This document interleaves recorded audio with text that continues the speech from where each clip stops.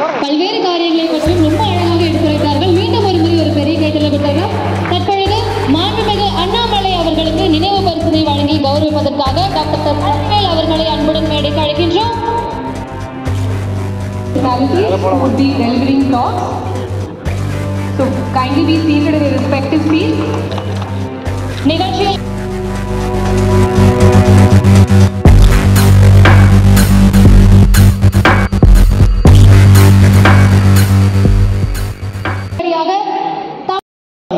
காம்படிட்டர்ஸாக இருக்கலாம், போட்டி பொறாமையாக இருக்கலாம், யாராக வேண்டுமானாலும் இருக்கலாம். அதை ஒரு பாசிட்டிவ் ஸ்பிரிட்டோடு எடுத்து அதனால் நான் வளர்ந்திருக்கின்றேன் என்கின்ற அற்புதமான ஒரு செய்தியும் கூட நமக்கு சொல்லியிருக்கிறாங்க. அது உண்மையை சொல்ல வேண்டும் என்றால் மிக அற்புதமான ஒரு வாழ்க்கை இது.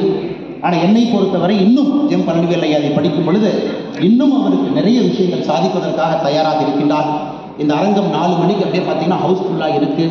அது குறிப்பாக நம்ம சந்திரசேகரன் சார் வந்து எதுக்கு ஒத்துக்கவே மாட்டாங்க. I never seen in private function for long time. அவர் நேரத்தை கொடுத்து ஒரு தனியார் ஒரு ஃபங்க்ஷனுக்கு வர்றாங்க. அது முழுவதுமாக டாக்டர் டிஆர் கார்த்திகேயன் ஐயா அதை நடத்தி காட்டியிருக்கின்றனர் என்றால் எவ்வளவு பெரிய மரியாதை இந்த மனிதன் மீது இருக்க வேண்டும்.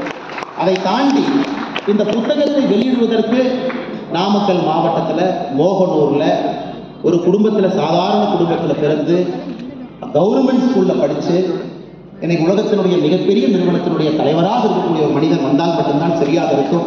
அதனால் இந்த இயற்கை பாருங்கள், நாமக்கல் இருக்கக்கூடிய 2 பேருக்கு சேர்த்து வைக்குது.